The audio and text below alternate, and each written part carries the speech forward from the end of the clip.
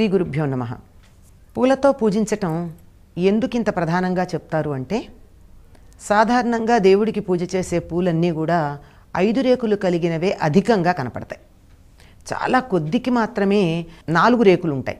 3 రేకులు ఉండనే ఉండవు. శంకు పూలల్లాంటివి ఒకే రేకు ఉన్నట్టుగా కనపడ్డా వాటికి మిగిలినటువంటి 3 రేకులు చిన్నవిగా ఉంటాయి. ఇవి చిక్కుడు జాతికి చెందినవి కనుక మొత్తానికి ప్రధానంగా 5 రేకులు ఉంటాయి.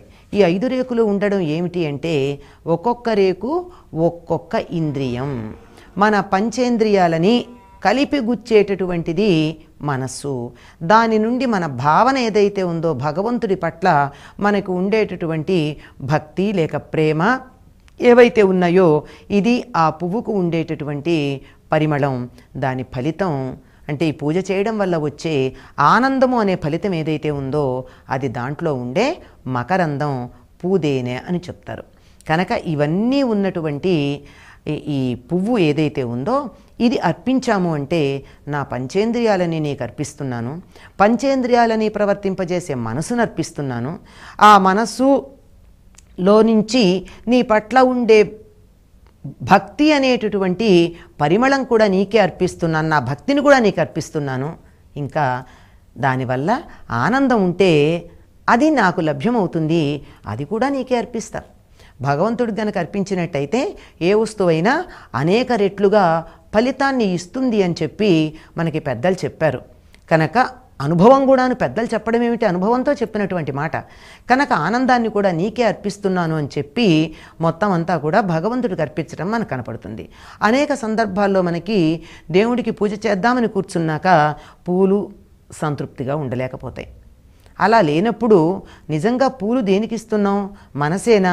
ఒక్కొక్క పువ్వు ఇచ్చేటప్పుడు ఆ పువ్వులో ఏ భావాలు కలిగి ఉండాలని చెప్పారంటే 8 రకాలైనటువంటి భావాలని భగవంతుడికి మనం సమర్పించినట్టయితే అష్ట పద్మ ఆరాధన అవుతుందిట. అంటే 8 పుష్పాలతో 8 పద్మాల లాంటి పుష్పాలతో భగవంతుడిని అర్చించుకున్నట్టుగా అవుతుంది అని మనకి పెద్దలు చెప్పారు. అటువంటిది ఏమిటంటే అహింస ప్రథమం పుష్పం. అహింస అనేది మొదటి పుష్పం. పుష్పం ఇంద్రియ నిగ్రహం. రెండవ పుష్పం ఏమిటి? ఇంద్రియ నిగ్రహం.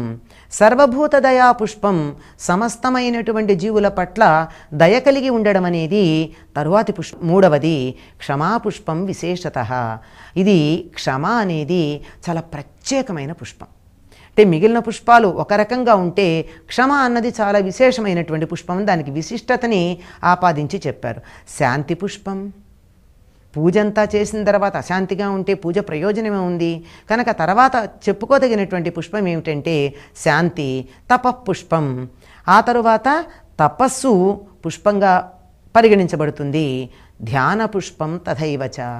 ధ్యానం అనేది తరువాతి పుష్పం. భగవంతుడి మీద మనసు నిలవకపోయిన తర్వాత మనం ఎంత పూజ చేసి ప్రయోజనం మనకేం సిద్ధిస్తుంది? సత్యమష్టమిదం పుష్పం విష్ణోః ప్రీతికరం భవేత్. సత్యం అనేది 8వ పుష్పంగా చెప్పబడుతూ ఈ 8 పుష్పాలు విష్ణుమూర్తికి చాలా ప్రీతికరము అని మనకి ఆర్యుల చేత చెప్పబడ్డాయి.